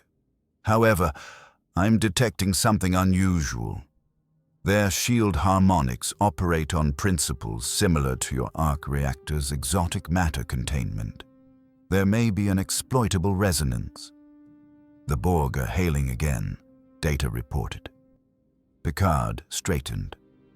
On screen, the hybrid face returned, but this time it spoke directly to Tony. The one called Stark. Your technology is unique. You will be brought into the collective. You will be perfected. Tony's faceplate snapped into place, and he stepped forward, staring at the drone on the screen. Yeah, I'm going to pass on the whole cybernetic zombie thing. Not really my style. So how about you turn that geometric monstrosity around and find someone else to bother? Resistance is futile. You will be assimilated. You know, where I come from, we had a guy who thought resistance was futile too. Purple, big chin, really into collecting stones. I dropped a moon on him. Didn't work out great for him either. The transmission cut and the cube accelerated, weapons ports opening like 1,000 hungry mouths. They're firing, Worf shouted. Green energy lanced out from the cube, dozens of cutting beams that hammered into the Enterprise's shields with surgical precision. The ship rocked, and Tony grabbed a console to steady himself. Sparks erupted from overloaded systems, and the lights flickered. Shields at 68%, Data called out. They're adapting already. Return fire is having minimal effect. Picard gripped his command chair. Evasive pattern Beta 7, fire at will. The Enterprise dove. Phaser banks and photon torpedoes unleashing everything they had. The first volley hit the cube's shields, and Tony saw them flare brilliant green. The second volley hit, and the shields held. The third volley passed through harmlessly, as if the weapons weren't even there. They've adapted completely, Worf reported, frustration turning his voice into a growl. Weapons are ineffective. Captain, I can help, Tony said. That cube's shields operate on frequencies my arc reactor can disrupt. I can create a resonance cascade that'll bring them down, but I need to get close. How close? Inside their shield perimeter. Maybe 50 meters. Picard turned to stare at him. That's suicide. They'll assimilate you the moment you're in range. Not if I'm moving fast enough. Look, this is what I do, Captain. I'm good at two things. Building stuff and blowing stuff up. Right now, we need option 2. Tony moved toward the turbo lift. Get me to the shuttle bay. I'll draw their fire, disrupt their shields, and give you a window to hit them with everything you've got. Mr. Stark, we don't have time to argue. That thing is adapting to your weapons faster than you can recalibrate. In about 3 minutes, it's going to cut through your shields, beam drones onto your ship, and start turning your crew into cybernetic puppets. Is that what you want? The bridge shook again, harder this time. Warning klaxons screamed. Shields at 42%, Data reported calmly, as if commenting on the weather. At current rate of decay, shield failure in 4 minutes, 17 seconds. Picard locked eyes with Tony, and in that moment, an understanding passed between them. They were both men who'd made impossible choices, who'd carried the weight of lives in their hands. And sometimes, the only choice was to trust someone who just crashed into your universe and turned everything upside down. Go, Picard said. Geordi, meet Mr. Stark in Shuttle Bay 2. See if you can enhance his systems. Mr. Worf, coordinate with Stark.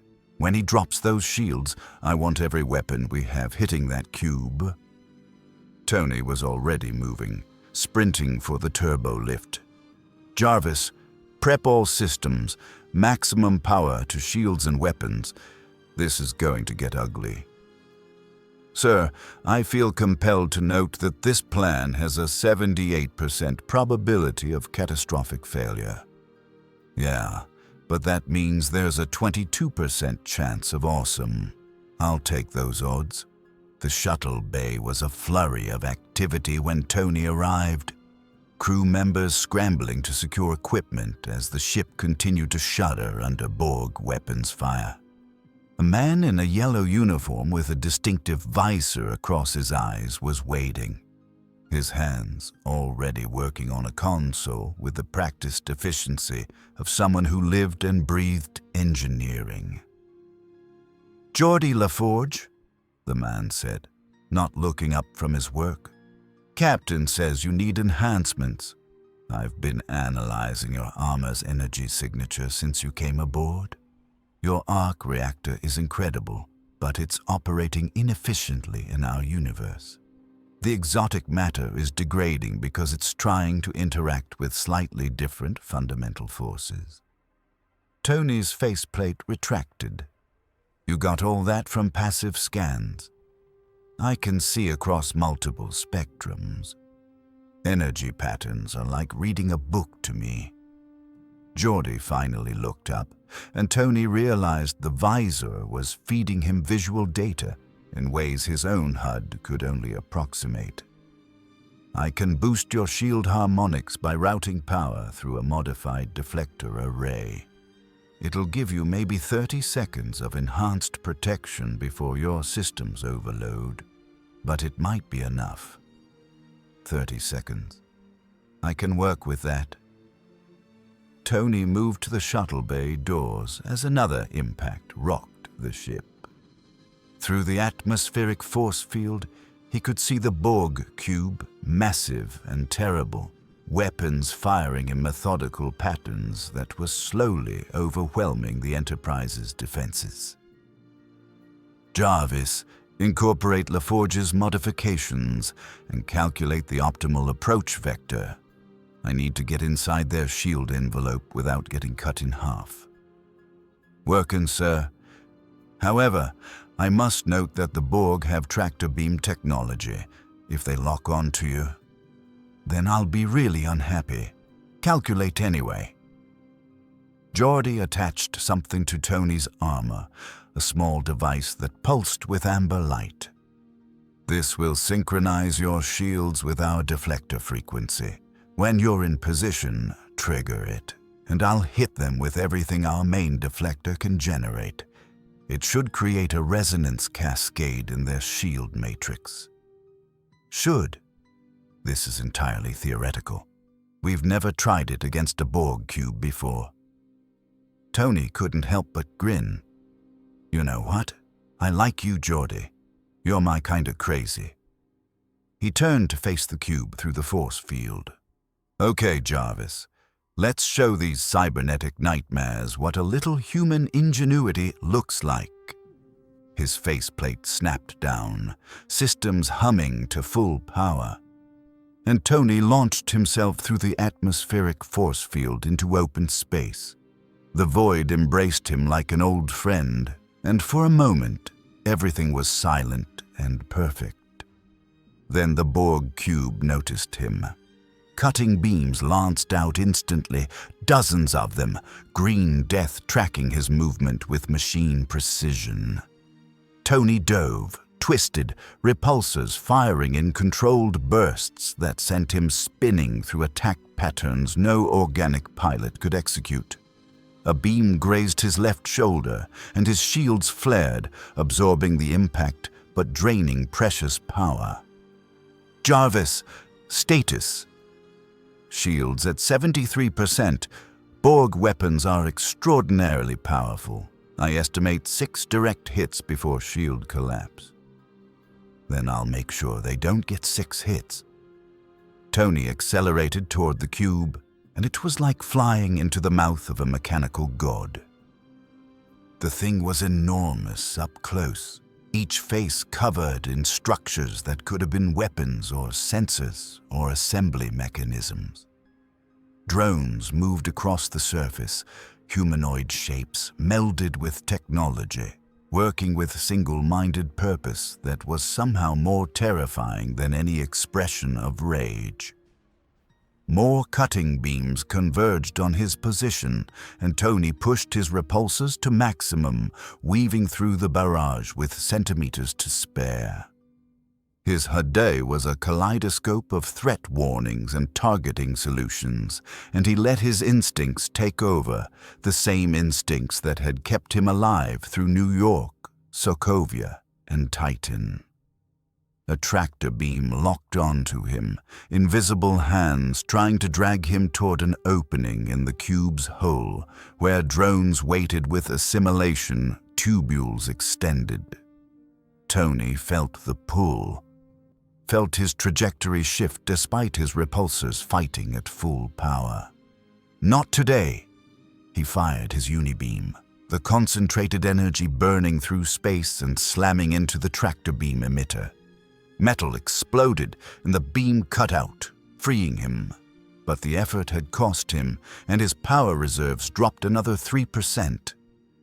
35 hours, 41 minutes remaining, sir. I know, Jarvis. I know. Tony dove toward the cube's surface, so close now he could see individual components, technology that would have made him salivate under different circumstances. This was engineering beyond anything Earth had achieved, centuries of accumulated knowledge from thousands of assimilated civilizations, and it all wanted to add him to the collection. He found what he was looking for, a shield emitter node, pulsing with green energy as it maintained the cube's defensive perimeter. Tony hovered 50 meters from the surface, directly in front of it, and armed every weapon system he had. Geordi, I'm in position. Hit them now. On the Enterprise, Geordi's fingers flew across his console, deflector dish reconfigured, generating resonance pulse in 3, 2, 1. Now. An invisible wave of energy burst from the Enterprise's deflector dish, washing over Tony's armor and the synchronization device Geordi had attached. The device lit up like a star, amplifying the pulse and broadcasting it directly into the Borg cube's shield matrix at point-blank range. For one heartbeat, nothing happened. Then the cube's shields began to shimmer, fluctuations spreading across the entire structure like ripples on water. The mathematical precision of their harmonics shattered, resonance cascades feeding back through the system faster than the collective could compensate. "It's working!" Tony shouted. "Their shields are destabilizing." But the Borg were adapting, already rerouting power to compensate, recalibrating frequencies to counter the interference. Tony watched the shield's strength climbing back up in real time, watched the collective's terrifying ability to evolve on display. He had maybe 10 seconds before they adapted completely. Jarvis, everything we've got. Repulsors, missiles, lasers, the unibeam, all of it. Pour it into that shield node. Sir, that will deplete our reserves by... Do it! Tony's armor became a weapon platform, every system firing simultaneously. Repulsor beams, micro-missiles, concentrated laser bursts, and finally the unibeam, all converging on the destabilized shield node with the force of a tactical warhead. The node exploded in a cascade of secondary detonations, and the cube's shields collapsed entirely, dropping like a curtain torn from its moorings. "Enterprise, they're naked! Hit them now!" Picard's voice came through immediately. "All weapons, fire!" The Enterprise unleashed everything. Phaser banks fired in continuous beams, photon torpedoes streaked across space in rapid succession, and for the first time, the weapons bit deep into the Borg cube's hull.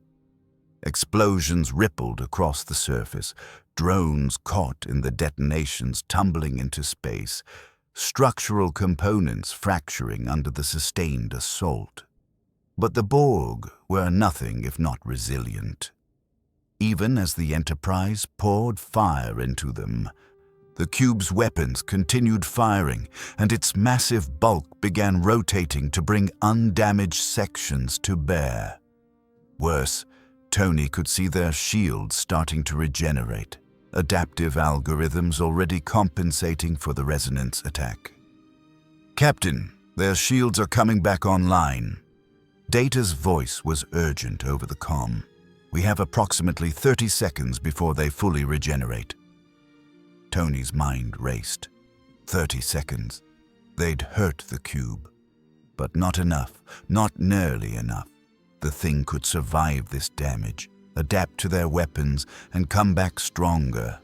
He needed to do more, needed to find the critical weakness that would actually stop these things. Then he saw it. Deep in the hull breach their weapons had created, past the shattered armor plating and destroyed drones, a structure pulsed with intense green light.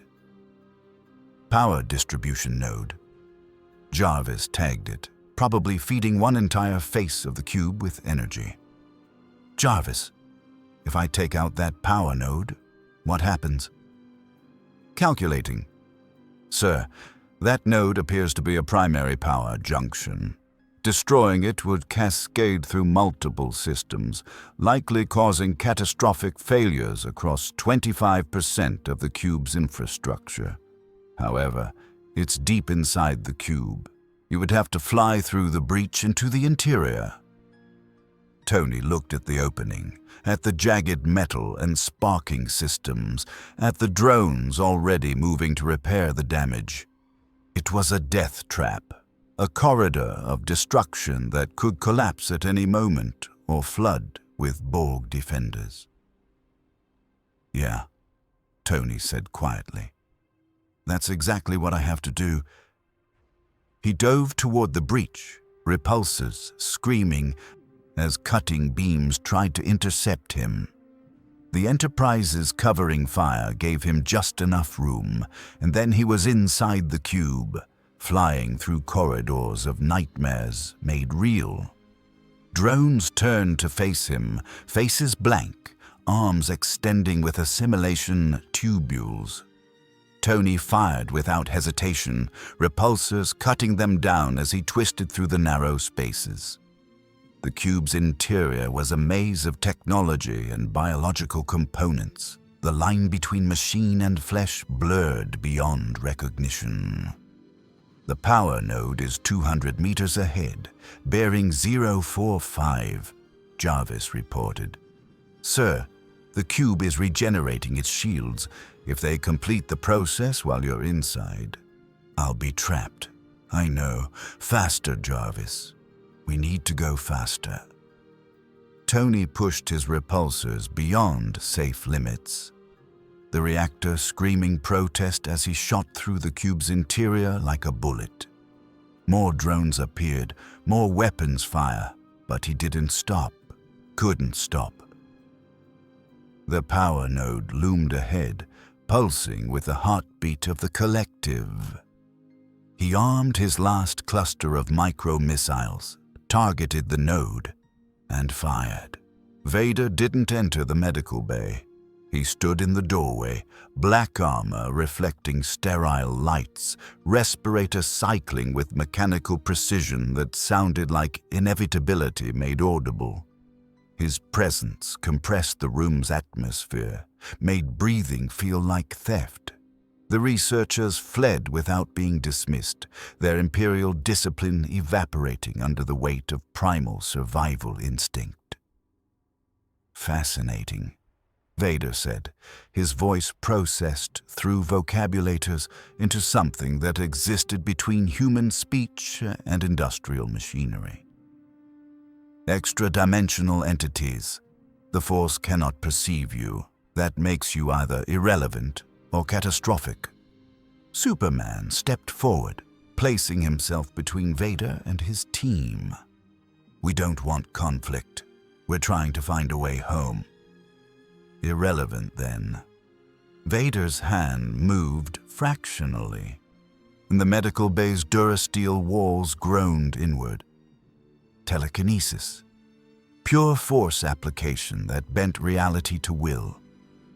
Green Lantern's constructs flared, holding the walls in place, emerald energy straining against invisible pressure.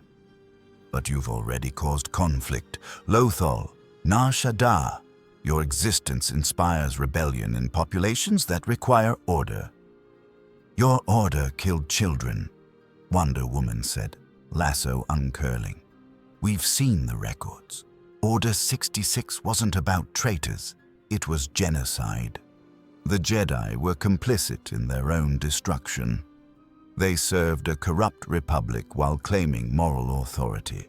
They trained child soldiers while preaching peace. They suppressed emotion while drowning in their own attachments. Vader's respirator hissed. I know. I was one of them. The revelation hit like a physical blow. Batman's tactical computer cross-referenced Cyborg's stolen data. Vader's identity was classified above Grand Moff clearance, but the pieces assembled themselves. A Jedi who'd turned, who'd helped Palpatine exterminate his own order, who'd burned so completely that nothing human remained except rage and purpose. You're a monster, Flash said. I'm efficient. Vader gestured, and the pressure on the walls released. Green Lantern's constructs dissolved, Hal gasping from the effort of resisting force-powered telekinesis. The Emperor extends an offer. Serve the Empire. Your abilities would make you Inquisitors of unprecedented value. In exchange, we provide resources to return you home and ensure your dimension remains unmolested by further Imperial interest. We're not enforcers for fascists, Superman said. Then you're insurgents, and insurgents are eliminated. Vader's lightsaber ignited, red blade humming with dark side corruption. The Kyber crystal fragments on the medical table screamed. Silent to normal hearing, agonizing to Cyborg's technopathic senses. The Emperor is patient, but patience has limits. Batman's hand moved to his utility belt. You want us as Inquisitors? That means you're worried. Something about us scares you enough that Palpatine wants us controlled rather than dead. Vader was silent for 3 respirator cycles. Then, barely audible under the mechanical breathing, the Force shows possible futures. In some, you leave this galaxy and never return. In others, you ignite a rebellion that burns for decades. And in one, only one, you kill the Emperor. The medical bay's temperature dropped. Not from Vader's power, from the implications. Palpatine had seen a threat serious enough to warrant recruitment instead of elimination. That meant the League had leverage. Dangerous leverage. "We need time," Batman said, "to consider your offer." "You have none." Vader's blade lowered. "But the Emperor is generous. You may tour Coruscant. Observe what the Empire has built. When you understand what replacing it would cost, perhaps you'll reconsider idealism." He left. The medical bay's atmosphere normalized slowly, like pressure bleeding from a wound. Cyborg's systems flickered as he processed the encounter's data. That wasn't a negotiation. That was a threat assessment. Vader wanted to see how we'd react under pressure. He also confirmed we're dangerous enough to worry about, Aquaman said, "which means we have power here. The question is how to use it without triggering the apocalypse." The escort that collected them was professional, courteous, and heavily armed. They were shown Coruscant's reconstructed sectors, gleaming towers, efficient transit systems, citizens going about their lives with a kind of stability that only came from absolute authority. No crime visible, no poverty on display. Just order enforced through omnipresent surveillance and the knowledge that deviation meant consequences. It looked like peace. It smelled like prison. They also saw the other Coruscant, the lower levels where aliens were relegated to, where clone troopers with accelerated aging begged for medical care the Empire no longer provided, where resistance graffiti got painted over before dawn and the artists disappeared into detention centers. Paradise built on suffering, visible only if you knew where to look. Batman looked. He always looked. The message reached them in their assigned quarters, luxury accommodations in the Imperial Palace that were absolutely monitored. A holographic projection, encrypted with rebel codes that Cyborg cracked in 40 seconds.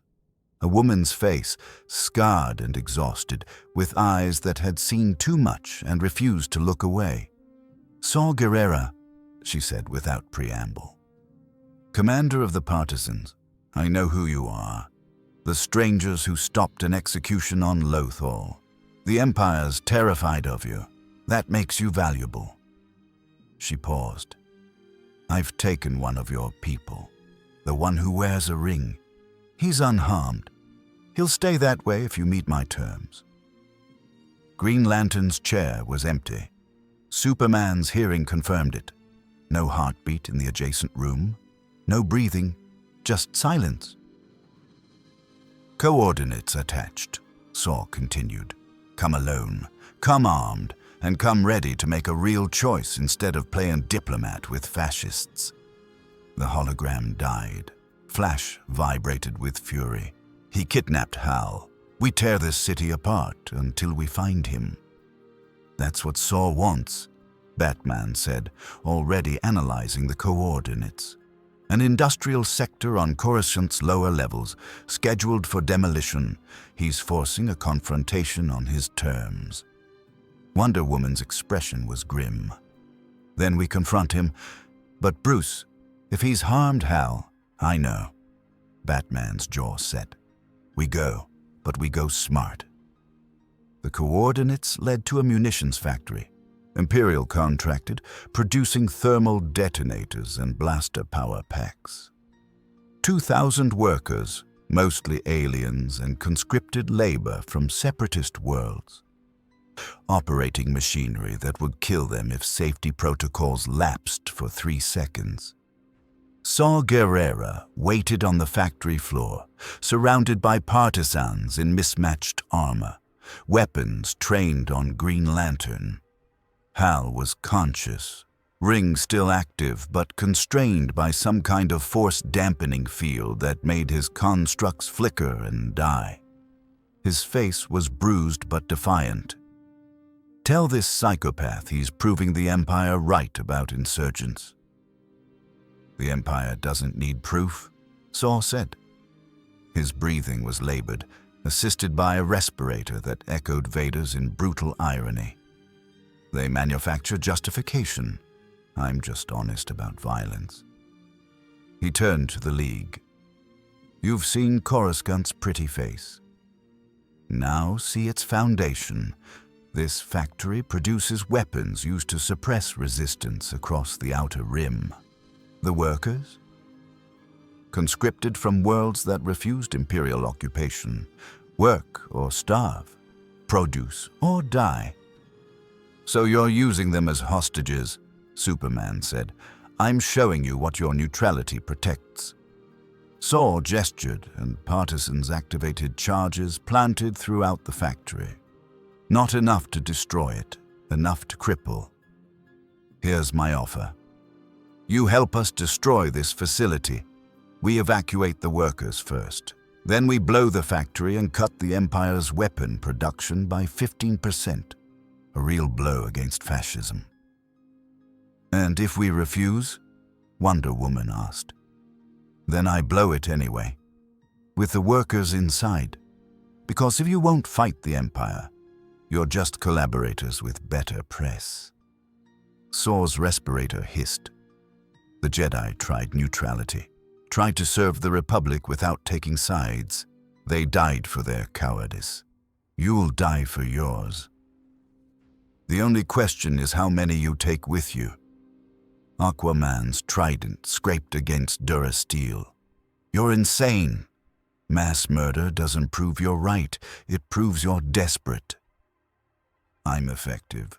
There's a difference. Saw pulled out a detonator. You have 60 seconds. Help us, or watch me create martyrs that will inspire 100 more factories to burn. Batman's tactical computer ran scenarios. Evacuate the workers. Possible, but tight. Disable the charges. Saw would trigger them manually. Negotiate. Saw wasn't interested in negotiation. Only demonstration. Fight. Partisans would die. Maybe workers too in the crossfire. Every option soaked in blood. There's another choice, Cyborg said suddenly. His eye glowed. Technopathy reaching into the factory's systems. I can shut down production permanently. Fry the machinery, corrupt the manufacturing data, make the factory economically unsalvageable. No explosion, no deaths, just economic sabotage. That's still taking a side, Flash said quietly. We took a side when we came to Coruscant, Cyborg shot back. When we didn't run, when we tried to negotiate with the people building planet killers. I'm tired of pretending neutrality is noble when it just means letting atrocities continue. Superman looked at his team, at Batman's calculating expression, at Wonder Woman's conflicted stance, at Aquaman's grim acceptance, at Flash's desperate hope that someone would find the right answer. Free Hal, Superman said to Saw. Then we'll talk. The sickbay had become a war room, consoles pulled from storage and set up around Tony's bio-bed, displaying readouts that blended Federation medical data with Jarvis's diagnostic reports. Dr. Crusher worked with focused intensity, her hands moving between Tony's damaged armor and her medical instruments, trying to keep him stable while Geordi and Data hunted for solutions that might not exist. Tony drifted in and out of consciousness, the arc reactor's fading pulse echoing in his chest like a countdown timer he couldn't silence. Each breath felt heavier than the last, and his HUD, when it flickered to life at all, showed systems failing in cascading sequences. He'd pushed everything too far, burned too bright, and now he was paying the price. I've analyzed every element in the Federation database, Data said, his fingers moving across his console with machine precision. There is no equivalent to vibranium in our universe. The closest analogues are duranium and tritanium. but neither possesses the exotic properties required for arc reactor stabilization. What about artificial synthesis? Geordi demanded, his visor allowing him to see the energy patterns degrading in Tony's chest in real time. The replicators can create complex molecular structures if we had the exact specifications. The specifications require materials that violate several fundamental laws of physics as they exist in our universe, Data replied. Attempting to replicate vibranium would likely result in the replicator's catastrophic failure. Tony forced his eyes open, his voice barely a rasp. What about dilithium? You guys use it for everything. Could we adapt it? Geordi shook his head, frustration evident in every line of his body. Dilithium regulates matter-antimatter reactions in warp cores. Your arc reactor operates on completely different principles. Exotic matter containment using a palladium-vibranium matrix. The energy signatures aren't compatible. Then make them compatible. That's what engineers do. We adapt. Tony coughed, tasting copper, and Dr. Crusher's scanner shrieked an alert. She injected something into his neck, and the pain receded fractionally. Tony, you need to conserve your strength, she said, her professional calm cracking at the edges. Your cellular structure is breaking down. The radiation from your reactor is killing you even as it's keeping you alive. Story of my life, Doc.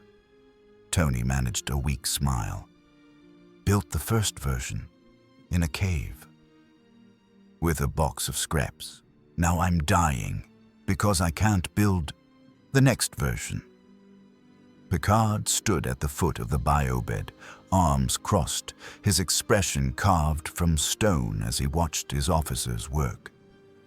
Tony could see the calculations running behind those eyes, the same calculations he'd run 1,000 times himself. Sometimes the math just didn't work out. Sometimes genius and determination weren't enough. Captain, Data said suddenly, his head cocking in that peculiar way that meant he'd found something. I may have a theoretical solution.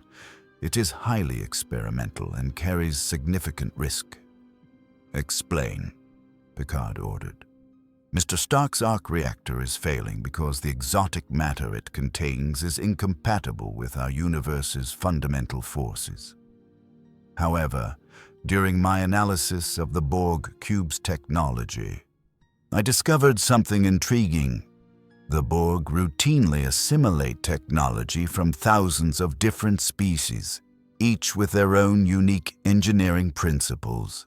They possess adaptive algorithms that allow incompatible technologies to function together.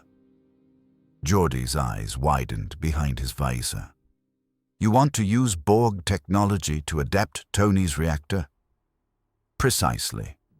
We recovered several intact Borg components from the debris field. Among them is a power regulation node designed to interface with assimilated technology. If we could modify it to stabilize Mr. Stark's arc reactor, it might provide the adaptive framework necessary to maintain functionality in our universe. Tony felt his stomach twist. You want to put Borg tech in my chest? Tech from a race that tried to assimilate me 20 minutes ago? The components are inactive, Data assured him. Without connection to the collective, they are simply extremely sophisticated pieces of technology. We would purge all collective algorithms and reprogram the adaptive systems to serve only one purpose: keeping your arc reactor stable. There are risks, Dr. Crusher interjected. We'd be introducing foreign technology into your body. Technology we don't fully understand. There could be rejection, systemic failures, or worse. Worse than dying in the next 90 minutes. Tony's laugh turned into a cough. I've had Worse odds. Picard stepped closer, his gaze locked on Tony's.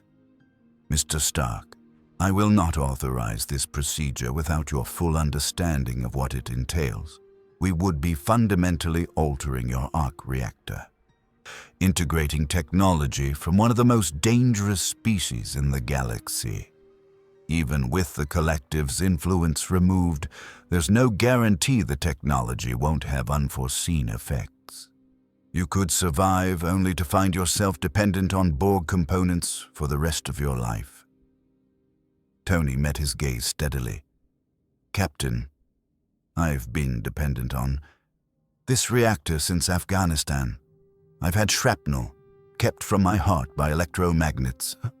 I've rebuilt this thing a dozen times. Each time I've had to adapt, to integrate something new, to make impossible things work. He paused, gathering strength. If Borg tech can keep me alive long enough to find a way home, then that's a trade I'll make. The room fell silent except for the steady beep of medical monitors and the faint hum of failing systems. Picard studied Tony for a long moment, and Tony could see the conflict playing out. The Starfleet captain who'd been assimilated by the Borg himself, who knew better than anyone the horror they represented, weighing that knowledge against the life of a man who'd saved his ship. Very well, Picard said finally. Dr. Geordi, Data, you have authorization. Do whatever it takes. He looked back at Tony. But Mr. Stark, I need you to promise me something. If the procedure fails, if the Borg technology begins to assert any kind of control over you, so you'll allow us to remove it immediately, even if that means I die. Yeah, I promise. Tony's faceplate finally retracted fully, and for the first time since arriving in this universe, he felt truly vulnerable. Just make it quick. And tell Jarvis, tell him he was the best partner a guy could ask for. I'm still here, sir, Jarvis's voice whispered through the armor's failing speakers, and I intend to remain here. Do not write our obituary just yet. Geordi and Data moved with coordinated efficiency, pulling equipment from storage while Dr. Crusher prepped surgical tools that looked more like engineering implements than medical instruments. They brought out the Borg components, dark metallic structures that pulsed with residual green energy, and Tony felt a primal revulsion looking at them. These things had been inside people, had stripped away their humanity and replaced it with cold machine logic. And now one was going into him. We'll need to remove your armor's chest plate, Dr. Crusher said. The procedure will require direct access to the arc reactor. Jarvis, can you assist with the removal? Initiating emergency release protocols, Jarvis managed. The armor around Tony's chest split open with a hiss of releasing pressure seals, exposing the glowing reactor and the damaged tissue around it. Tony heard someone gasp, probably at the scarring, at the clear evidence of how close to death the reactor sat. My God, Geordi breathed. That thing is sitting millimeters from your heart. How have you survived this long? Stubbornness and good engineering. Tony tried to smile, but his vision was graying at the edges. The arc reactor's light was dimming, the blue glow that had defined him for years fading to something barely brighter than moonlight. Data worked with inhuman precision, connecting the Borg component to diagnostic equipment and running algorithms that stripped away the collective's programming. His fingers moved too fast to follow, rewriting code, restructuring pathways, transforming something designed to enslave into something that might save. Geordi fabricated interface connections using the replicator, creating bridges between technologies separated by universes. "We're ready," Data announced. "Dr. Crusher, the integration must be completed within the next 12 minutes before Mr. Stark's cellular degradation becomes irreversible." "Understood." She looked down at Tony, and her expression softened. "This is going to hurt. A lot. I can give you something for the pain, but it will slow your neurological responses, and we need you conscious to help calibrate the interface. No drugs. I've built every version of this reactor while conscious, not stopping now." Tony's hands clenched into fists. "Just do it." The world became pain. Data and Geordi worked in perfect synchronization, attaching the Borg component to the arc reactor's housing, their tools sparking as they made connections that shouldn't exist. Tony felt each connection like a live wire against his nervous system, felt the alien technology interfacing with his body in ways that made his skin crawl. The Borg component pulsed once, twice, and then began to glow with that characteristic green light. Tony's scream tore through sickbay as the adaptive algorithms activated. Foreign code flooding into the arc reactor systems, rewriting protocols, establishing new harmonics. It felt like his chest was being torn apart and rebuilt simultaneously. "It's working!" Geordi shouted over the alarms. "The Borg tech is stabilizing the exotic matter. The reactor's output is increasing." "His neural readings are spiking," Dr. Crusher warned. "Tony, stay with us. Don't go into shock." Through the agony, Tony heard Jarvis's voice, stronger now, fed by the increasing power. "Sir, the integration is successful. Arc reactor output returning to nominal levels. Estimated operational time, indefinite. The Borg adaptive systems are compensating for universal incompatibility in real time." The pain began to recede, replaced by a strange sensation of wholeness. Tony opened his eyes, when had he closed them, and looked down at his chest. The arc reactor glowed blue again, but now threaded with subtle lines of green where the Borg component interfaced with his technology. It was beautiful and terrible, a fusion of his genius with the collective's horror, and it was keeping him alive. Tony Stark sat in the observation lounge 3 days later, watching the stars drift past as the Enterprise continued its patrol route. His armor had been repaired, upgraded even, with Geordi's enthusiastic assistance and Data's precise calculations. The arc reactor in his chest hummed with steady power, the Borg component fully integrated and purged of any collective influence. He was alive, functional, and stuck in a universe that wasn't his own. The door chimed, and Picard entered, carrying 2 cups of something that steamed gently. "Earl Grey," he said, offering one to Tony. "I thought you might appreciate something civilized after everything you've been through." Tony accepted the cup, surprised to find the tea actually quite good. "Thanks, Captain, though I'm more of a coffee guy usually." "I suspected as much." Picard settled into the chair across from him, and for a moment they simply sat in companionable silence, 2 men who'd been through battle together.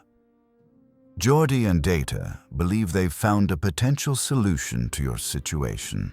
The subspace rupture that brought you here left residual quantum signatures. They think, with enough power and the right calculations, they might be able to recreate the phenomenon and send you home." Tony's heart leaped. "How long?" "Weeks, possibly months. The mathematics alone are staggering, and we'd need to construct a device capable of generating the necessary energy levels." but it's possible. Picard paused. However, there's something you should know. Starfleet Command has been interested in your presence. Admiral Nechayev has requested that you be brought to Earth for extensive debriefing. There are elements within Starfleet who see your technology as too valuable to simply let leave our universe. Let me guess. Section 31? Tony had heard the whispers, seen the covert glances from crew members who thought he didn't notice. Picard's expression darkened. Among others, there are those who believe the ends justify the means, who would see you detained indefinitely if it meant gaining access to your knowledge. I will not allow that to happen, but you should be aware of the political realities. Tony sipped his tea, considering. He'd fought this battle before, against governments and organizations that wanted to control him, to turn his inventions into weapons they could wield. The universe might be different, but human nature, apparently, was constant. So what do you suggest, Captain? I suggest we work quickly and quietly. My chief engineer and second officer are among the finest minds in Starfleet. If anyone can send you home, it's them. But we'll need to do it before certain parties decide to intervene. Picard met his gaze. You saved my ship, Mr. Stark.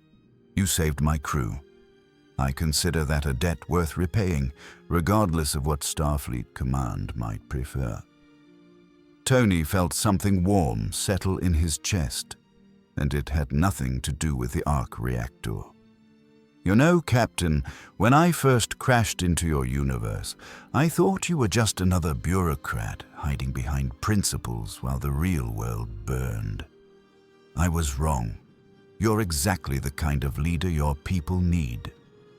And you, Mr. Stark, are far more than the reckless weapons manufacturer you pretend to be.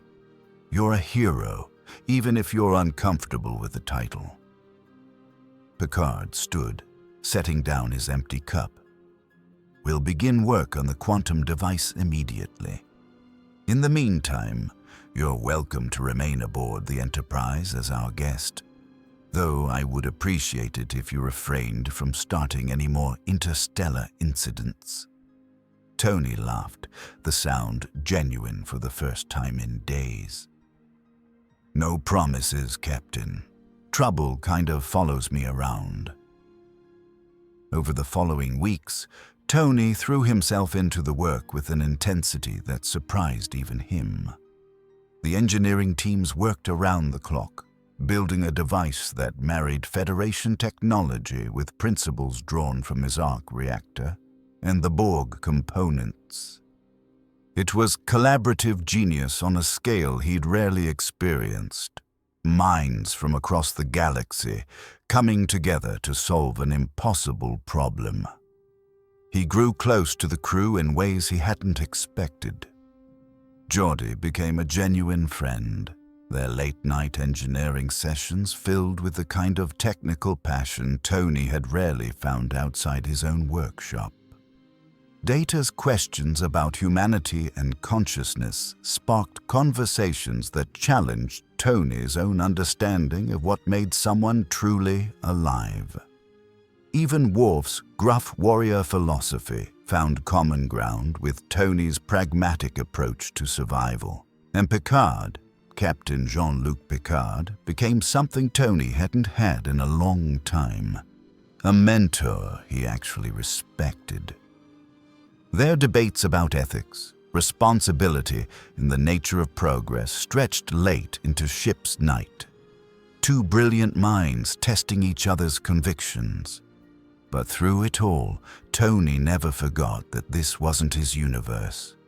Somewhere, back home, the Avengers were probably worried.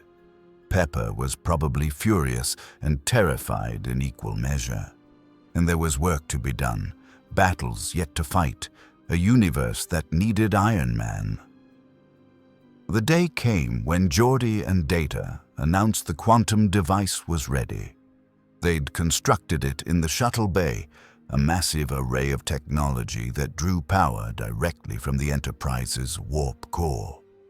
Tony stood before it in his armor, fully charged, systems optimized, ready to punch through reality one more time. The senior staff had gathered to see him off. Picard stood at attention, his expression warm despite his formal bearing. "Mr. Stark, it has been an experience having you aboard. You've challenged our assumptions, saved our lives, and reminded us that heroism takes many forms. We'll not forget you." "Yeah, well, you guys aren't so bad yourselves. For a bunch of explorers who claim to be peaceful, you sure know how to handle a fight." Tony's faceplate was up, letting them see his genuine smile. "Take care of yourselves out here, Captain. And if you ever figure out how to cross universes deliberately, look me up. I'll buy you that coffee I owe you." "I'll hold you to that." Picard extended his hand, and Tony shook it firmly. Data stepped forward next. "Mr. Stark, our discussions about consciousness and sentience have given me much to consider. You suggested that perhaps being human is not about biology, but about choices, about growth, about striving to be better than our programming dictates. I find that perspective comforting. You're already more human than most humans I know, Data. Don't let anyone tell you different." Tony clasped the android's shoulder. "Keep asking questions. That's what makes us who we are." Geordi was last, his visor unable to hide the emotion in his voice. "Tony, working with you has been incredible. The things we've built together, the problems we've solved. It's been the highlight of my career. I'm going to miss having someone around who actually appreciates good engineering." "Same here, Geordi. You've got a gift, man. Keep pushing boundaries. And hey, if you ever crack that whole see with your actual eyes thing, you let me know. I've got some ideas about bio-integrated ocular implants that might interest you." The quantum device powered up, reality beginning to shimmer at its focus point. Tony pulled his faceplate down, sealing himself inside the armor one final time. Jarvis ran final diagnostics, the Borg-enhanced arc reactor humming with power that would carry him home. "Ready when you are, Captain," Tony said. Picard nodded to Geordi, who activated the device. The air split apart, quantum foam bubbling into existence as dimensions folded and universes touched. Through the aperture, Tony could see the kaleidoscope of colors that mark the space between realities. The same impossible spectrum he'd witnessed when his experiment had gone wrong. "Live long and prosper, Mr. Stark," Picard called out over the rising hum of the device. Tony turned back one last time, raising his hand in a salute that bridged universes and philosophies. "Same to you, Captain. And remember, sometimes the cowboy method works."